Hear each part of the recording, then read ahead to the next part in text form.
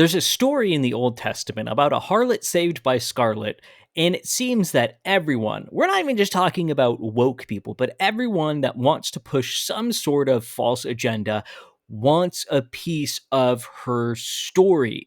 Now, why is that? Well, there's a very good reason. We're going to look at that because Rahab really is the destroyer of woke narratives, and more than just woke narratives. She crushes a lot of different false teachings, false ideas. Her story is wonderful. She is a powerful example of faith, and we are going to look at the ways that, well, woke people try and abuse her story to push their narrative, how they try and use it as a woke proof text. But Rahab's having none of that. Let's dive in.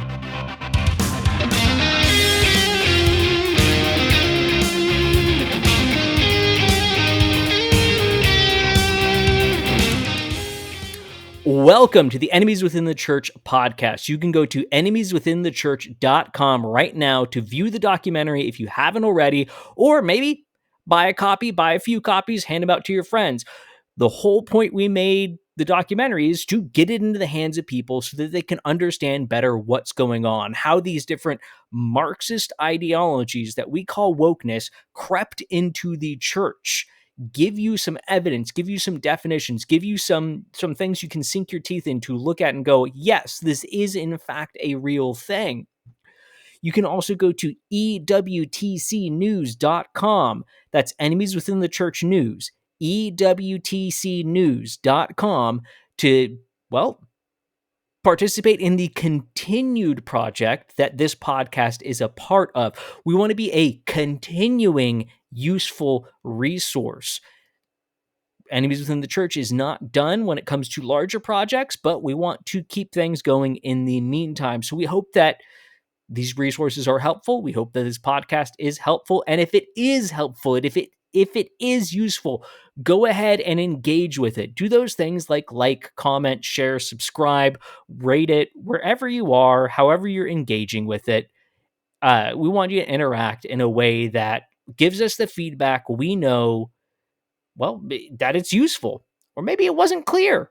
Let us know either way so that we can continue to make it something that is valuable. Now, what are we talking about this week? We're talking about Rahab, the story of Rahab, and how, quote, woke people try and use it as a proof text to justify their ideologies. But we're going to see that, Rahab's having none of that. Her story is something beautiful, wonderful, so rich, so good, and God put it in there for a very good reason. And he doesn't, there's no really interpretation needed. He makes it very clear what her story is about. He makes it very clear why it's included. We just have to look at what he says. Now, again, that's one of the reasons that it's an attacked story. It's tried to be manipulated into pushing a narrative because it's so clear and because its clarity harms their agendas. Now, let's briefly talk about the story of Rahab the harlot. So, as the Israelites have crossed over the Jordan and are entering the land of Canaan to take possession of it, they come against their first obstacle, the fortress city of Jericho. And Joshua sends out 2 spies to the city to, well, spy it out, see what the defenses are like, see what the people are talking about, gather intel on the city before they go and assault it. And the spies end up staying at the house of Rahab, and soldiers come, finding out that they're 2 spies. They come to Rahab. Rahab hides the spies and sends the soldiers on a wild goose chase, and then allows the spies to escape out her window, which happens to be built into the wall of the city. So, boom, they're right outside. They are gone. As a reward for this shift of alignment that she does from aligning herself with the wicked Canaanites to aligning herself with God and with his chosen people, the Israelites, the spies say, hey, you hang the scarlet cord out your window and we'll know to protect you when the invasion happens. Now it gets so much more than just that, because these spies don't know what's going to happen yet. They don't know the miraculous way that God is going to give them the victory, but she's rewarded for her faith, for her change of alignment. Now, let us go into.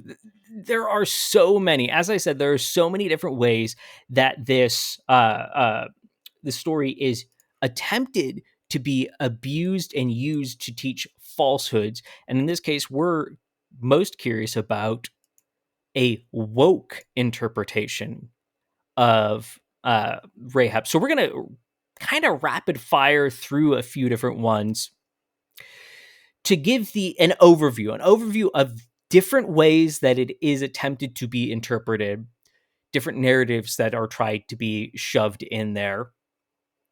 And then we're going to talk about those a little bit and how Rahab, her story doesn't just not support those, but it actually goes the opposite direction and crushes them. So the first one, this is from the He Gets Us campaign. If you don't know about the He Gets Us campaign, we did over 100 hours of research into them. You can go view that. Just search for He Gets Us wherever you're getting this podcast. If you're on the Enemies Within the Church YouTube channel, we just re-released it there because previously the podcast was hosted on the EWTC News Podcast YouTube channel. If you're still watching us there, this is your reminder. We're switching channels. We're switching to the main Enemies Within the Church channel. It is linked in the description. Go follow that. But this is from their article of 4 ways Jesus supported women's equality. And we don't really have time to get into it, but they're not talking about equality.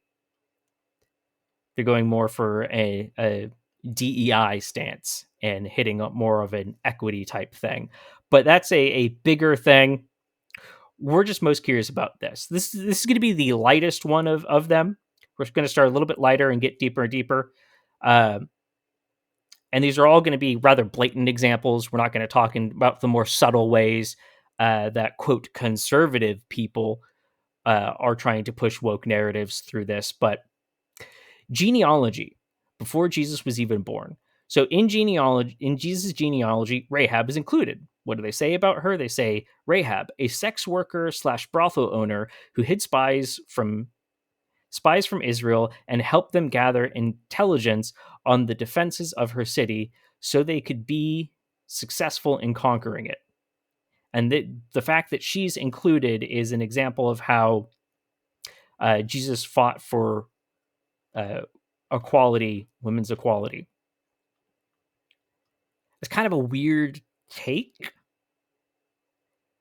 And that ironically minimizes Rahab and what she did. They're trying to elevate women by diminishing what they specifically did and the value of what they did. That's going to be a theme that continues through this. But let's go over to the Kinos Project. 4 times God powerfully subverted racism in the Bible. Now this is, you can see right here, the dangers of wokeness and critical race theory. To be sure, CRT has become something of an evangelical boogeyman, an excuse for many Christians to not engage in the hard work of racial justice and equity. And talking about systemic racism, this is a very blatant example of someone that's given into the full. They're not just subtly; they full on embrace things like critical race theory and all the ideas that go with that, among other quote woke narratives. And what do we have here for Rahab? Well, they go the same route because Rahab was included in Jesus's genealogy. That means something. In this case, it's not fighting for women's equality; it's fighting against racism. So we already see the same story and the same angle taken on it to support 2 different narratives. Now, what do they say? Rahab was a was formerly a prostitute, which was likely the result of some form of oppression. So now her story is a story of overcoming racism, overcoming systemic racism at that, and is also a story of escaping oppression. Do we see that in her story? Do we see her as someone who is oppressed? But this is something that it's important to notice. Look how they word it, which was likely the result of some form of oppression. They do not clearly identify if it was or wasn't oppression, because they can't. So it's simply likely. Now that's plausible deniability. They want you to believe it was oppression, but they're putting that in there to make it plausible deniability. And the result of some form of oppression. What oppression? Name the oppression. It's vague for a reason, because you can't get it in there, but they still want to push the narrative. Now let's also read this little excerpt as well. Long before modern debates about intersectionality, God saw fit to take marginalized and oppressed women who were born outside of his chosen nation and make them part of the tapestry of Jesus's messianic lineage. This speaks so loudly to God's specific desire to dismantle unjust systems of power and part and parcel of ushering in his heavenly kingdom. Is that the story of Rahab? Is that what we're supposed to get, the truth we're supposed to get from Rahab, from what she did? Or is this abusing? Is this oppressing Rahab? Well, obviously that's our contention, is that this woke take on Rahab is an attempt to oppress her, is an attempt to suppress the truth of her story. But let's continue on. This is from the Shiloh Project, Rape Culture, Religion, and the Bible, titled Margin, Meeting, Mirror, Shifting Perspective to Read Rahab, the Levite's Wife, and the Necromancer of Endor. Now we're just going to read one excerpt from this. Now, to be clear, I read all these. If you're watching, you can see how long this is. I'm just trying to give you excerpts to show kind of the ideas that each one is pushing, so you get this broad view of how the different ways of how the story of Rahab is attempted to be abused. So in section titled Margins, the women in these stories are located at the margins, says who? Both socially and spatially geographically, says who? Rahab initially resides in the town of Jericho, one of the first cities in Canaan encroached on by the Israelites as they leave the wilderness. Rahab is foreign in relation to the Israelite normative, indigenous to the land that is being stolen. Stolen land. She is a sex worker by occupation and a woman. Insightful commentary. I guess I didn't realize that Rahab was a woman. Even when she is spared by and joins the invaders, she remains at the outer margin of their encampment. So we're getting a little hint of, well, what we kind of tongue-in-cheek titled critical terrorist theory for woke people's take on on Hamas and just terrorism in general as a means of fighting oppression of stolen land. And here they're trying to push ideas like that. Israel is genocidal invaders stealing land. But we see, even when she was spared by and joins the invaders, she remains at the outer margins of their encampment. So the previous one, Rahab, is an example of overcoming systemic oppression and racism. And this one, she's joining the oppressors and remains oppressed, remains a victim of systemic racism. Now, because she specifically mentions a verse, Joshua 6:23, to justify that, let's look at it. Joshua 6:23. And the young men who had been spies went in and brought out Rahab, her father, her mother, her brothers, and all that she had. So they brought out all her relatives and left them outside the camp. See? Oppressed, left at the margins. She's justified in what she said about Rahab's story. Let's read more than a verse. But they burned the city and all that was in it with fire. Oh, okay. It's probably good that they got her out. Verse 25, and Joshua spared Rahab, the harlot, her father's household, and all that she had. So she dwells in Israel to this day, because she hid the messengers whom Joshua sent to spy out Jericho. Okay, so it's important when you read something to read the entire context and understand what's being said. Was Rahab left at the margins? No. We see this. She's brought out of the city. It's talking about order of events. What happens? They take her, they bring her out of the city, then they raise the city to the ground.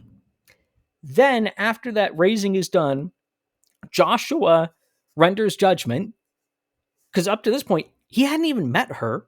As the leader, he renders judgment, spares her and her family, and then what happens? She dwells in Israel to this day. She integrates into Israel. She's not left in the margins. And I can further justify that, but let's continue on. So this next one is from Do Justice. Do Justice, which is a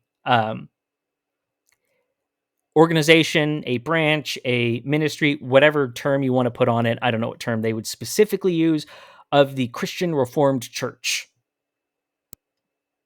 So this is titled Rahab the Survivor. We're going to go down and read this section. Considering it is an Advent resource for my family, I had been perusing Anne Voskamp's Unwrapping the Greatest Gift, a family celebration of Christmas, earlier this month. The Thoughts to Discuss section for the day of Rahab's story was the following. Have you ever seen God turn someone's life completely around so that the person went from choosing a bad path to following Jesus? How is Jesus doing just that miraculous thing in your life? Now, that is a way overly reductionist view of Rahab's story and what's going on. And in the end, that author makes it about us, not about Rahab's story and what God is doing in the story. So I don't like that as a summary, but let's see how she responds to it, how the author here responds to that quote. Beyond the problematic insinuation that Rahab's lifestyle was a choice, because often prostitution is a path traveled because of lack of choices. Okay, now we're doubling down on the whole oppression angle, that she's oppressed. And now it's getting out of, well, she was forced to be a prostitute. Where does it say that? Where does it say that? Beyond that, you always have a choice. Unless you are being physically forced to do something, you have a choice. Even if the choice is a horrible choice, you have a choice. You're responsible for your sin, even if you try and justify it by saying, well, I didn't have another option. There's so many things I want to talk about with that, but let's continue on. Can we look beyond Rahab as the sinning prostitute, or even as the prostituted victim? So now she's saying, not only am I going to push this idea that she's a victim, but can we look beyond that? She used that as a segue to go to what she wants to actually talk about. Can we tell the story of Rahab the survivor? No, I think we should tell the story that God's telling, but continue. Today I'm choosing to see the resilience of Rahab the survivor. She was proactive and went to the spies with a plan. Rahab was confident and bold as she proclaimed what she knew. What is that line supposed to mean? She advocated not just for herself, but for her family. She was faithful to what God was doing in her life. She was Rahab the strong, Rahab the leader. Is that the purpose of Rahab's story? That she's this survivor that overcomes oppression and is this strong leader. Is that the message? Is the message she's oppressed by all these different things, whatever the factors that she wants to read into it are, and that she's an overcomer of that, overcomer of oppression. Is that the story? Let's continue on. We're getting deep into it now. This is from The Word Made Queer, titled Both Canaanite and Israelite, but Not Fully Either, says who? The story of Rahab as means of breaking down interpretive binaries. What's that even supposed to mean? So here we go. Rahab, a Canaanite prostitute, exists on the margins of society, occupying a queer space that exists between the binary of Canaanite and Israelite. That's a binary? I don't think you know what the term binary means. Of betrayer and hero, of oppressed and oppressor. She subverts expectations, and her story leaves room for far more interpretations than it has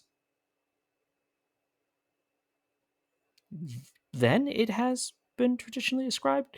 Although there are no indicators in the biblical text that she has any sort of gender or sexual identity that would typically be labeled queer, her story can be used to reveal that human existence does not always fit neatly into one of two categories, nor do these experiences need to be in order to be important parts of our sacred text.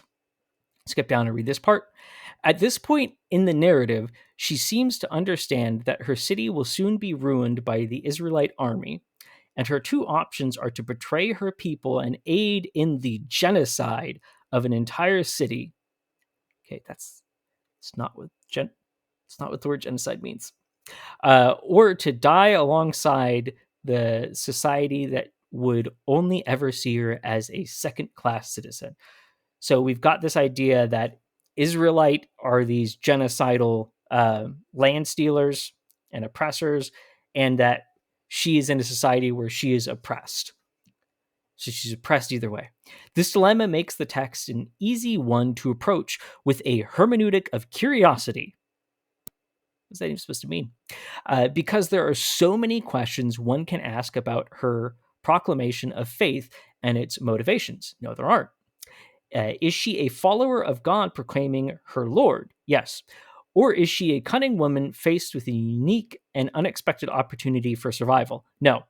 Is she a selfish betrayer of the Canaanites or a selfless hero for the Israelites? In taking a queer approach and casting aside binaries, I feel comfortable saying that the answer to all of the above questions is yes.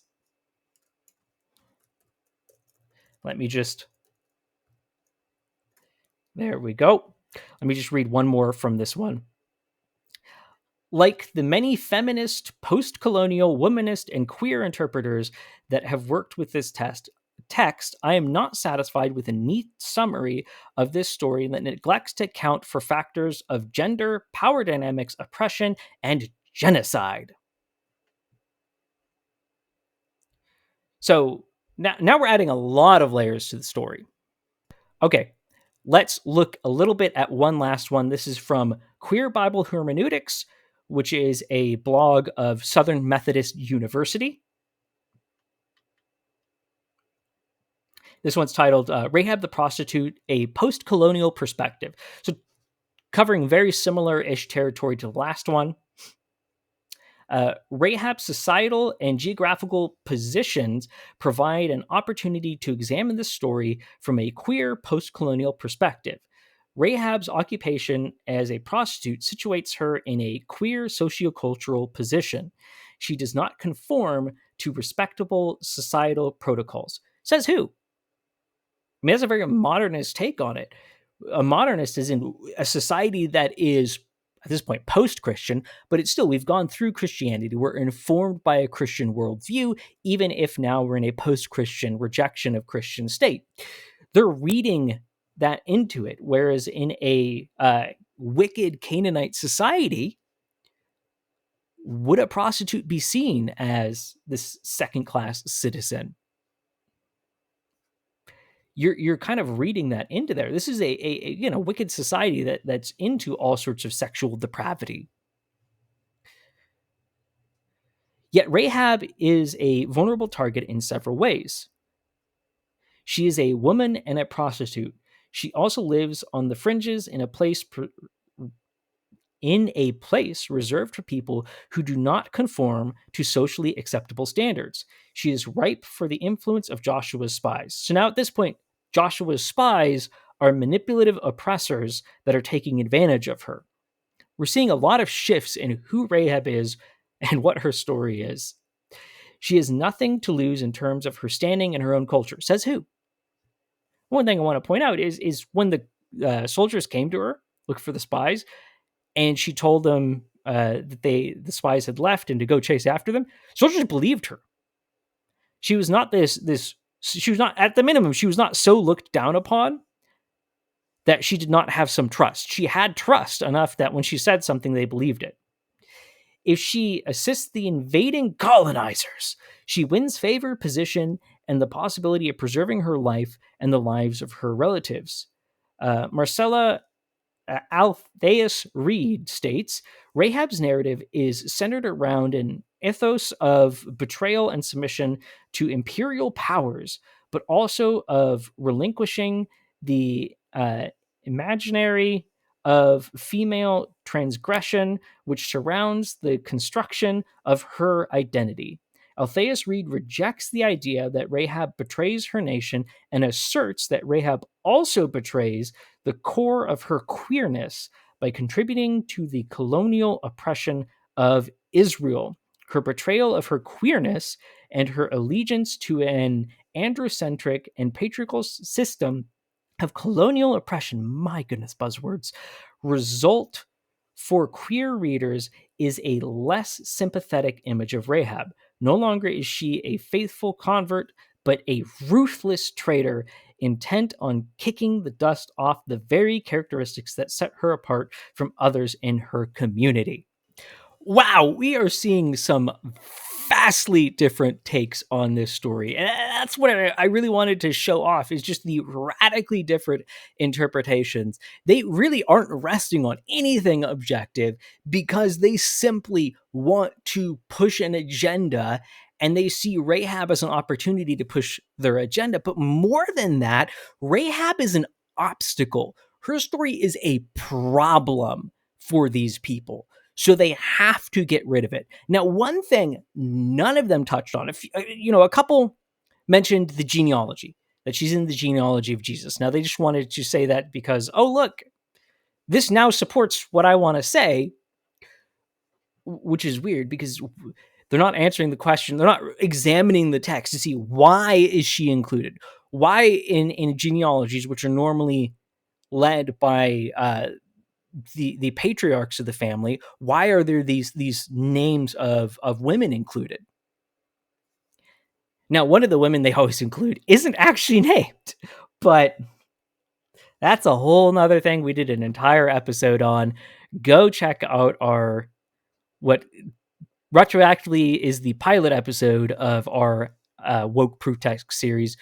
Go look at our episode on David and Bathsheba if you want to understand more about that story and how that's abused. But why is Rahab in the Bible? Why is her story included? What is God trying to say through it? What are they ignoring? There's a huge, huge thing they're ignoring. Now, what they're ignoring is well, first and foremost, what the story is actually about. It's a story of salvation, not just specifically salvation in general, but so blatant and specific about it. I mean, she's literally saved by a scarlet cord. You cannot get more on the nose than that. It's well, let's just read a couple verses because she gets mentioned more than just in Jesus' genealogy. James 2:25. In the same way was Rahab the prostitute not justified by works also when she received the messengers and sent them out by another way? What is the story of Rahab about? It's about salvation. It's about her being saved. It's about salvation. They want to focus on other things so that they can ignore the spiritual reality of what's going on and the true power of Rahab, which is her humility. It's her humility to go, I am of this sinful people. I am a sinner. I am rejecting that. I'm rejecting my sin, my prostitution. I'm rejecting my people's sin, the wicked things we do that God is rightfully judging us for. And I am aligning myself with Israel because it's only Israel's God that can save me. And because of that, because of this powerful faith, she's included in Hebrews 11 as a hero of faith that we can look up to. We can look up to this faith and we go, that is good faith. That is salvific faith. That is the type of faith we are to have. Hebrews 11:31 says, by faith, the prostitute Rahab did not perish along with those who were disobedient after she had welcomed the spies in peace. It's about salvation. That in and of itself flies in the face of everything that we looked at. All these woke takes, because the salvation of your soul is secondary to the earthly, physical, quote, salvation. The rescuing from these problems. What are the problems? They're whatever these woke people want to identify. They want to read it through a Marxist lens. They want to see oppression and oppressor. They want that dynamic. Ironically, the one lady is talking about not interpreting things through binaries, but she wants to interpret it through the binary, and she does, of oppressor versus oppressed. It's fascinating. Fascinating. There are so many other ways that they judge things in this story. They miss the point. They miss one of the points of, hey, they try and push the narrative of genocide, land stealing, all these things. They ignore the wickedness. You want to talk about the wickedness that God is judging the Canaanites for? Go listen to our last podcast about abortion, the beast that we need to defeat in order to end wokeness. And we talk about the reasons that these Canaanites are being rightfully judged, the wickedness that they are committing. But Rahab shows something beautiful, because she shows that you can repent. Even these wicked people that were being judged, oh my goodness, they're being genocided. They're being just slaughtered, all of them. What is the reality? The reality is that any of them could have been like Rahab. Any of them could have repented. But instead of repenting, they doubled down on their sin and fought against Israel, fought against God, resisted God. When they saw judgment coming, they bought it. They fought. Rahab didn't. She went, no, I am a sinner. She submitted herself to the Lord and was saved. And she was honored for that. Honored for that. She proves so many wonderful things, that God's salvation is available to all. Yes, at the time, you did need to, the way to access God, you could be saved outside of Israel. There's a right and a wrong way to approach God. At this point, Christ hasn't come. He hasn't torn down the veil of separation. So there is a place you have to go. There's a temple. You do have to become part of Israel. And she does that. And she proves that it's not this exclusive thing. Although it is exclusive in the sense that you can only be saved. But it's not an exclusive in the sense of it's open to all people. She destroys the idea of Israel as this oppressive, xenophobic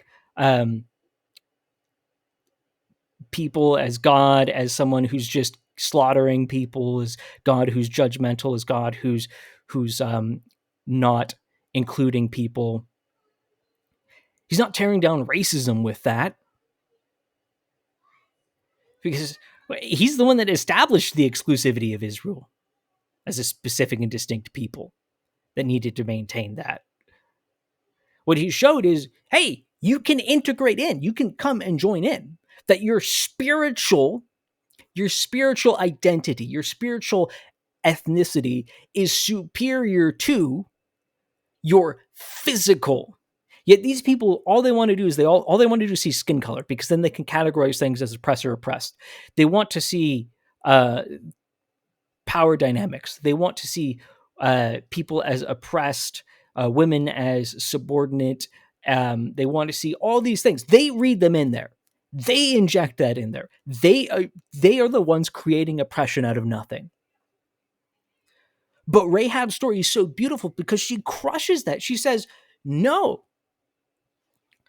I'm going to turn away from my sins, my prostitution. I'm going to turn towards God. I'm going to abandon the wickedness of my people. I'm going to show that God is where you find salvation. I'm going to integrate into this people. I'm going to be an example of faith. Beautiful. Beautiful. This is not, our quest to find the true woke proof text is in vain, because this one really is not a woke proof text. And it is glorious and it is beautiful. And the story of Rahab rightfully is included in the Bible. Because what she did that they try and diminish, what she did was powerful.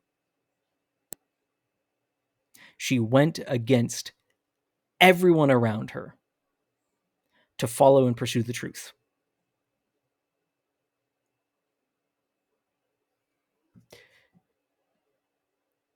Beautiful. Do not give into the false ideas of these Marxist ideologies of wokeness. Do not give into that. Know that God is so much bigger, so much better.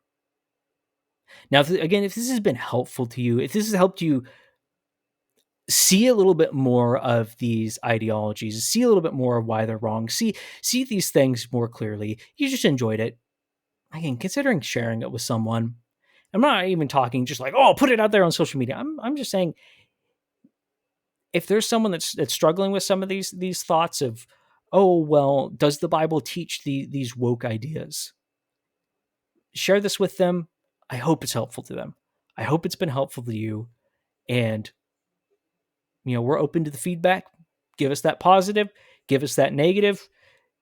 My goodness, there's been multiple points of feedback recently from people that do not agree with us, but it doesn't include anything of substance.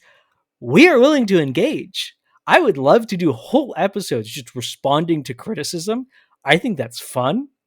But there has to be a point. Like, you have to include some piece of substance, clearly identifying what you're disagreeing with, giving clear reasons for why you disagree with it, not just making assertions.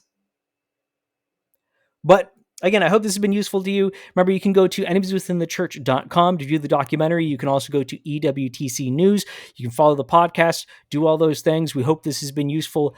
And remember, don't go woke.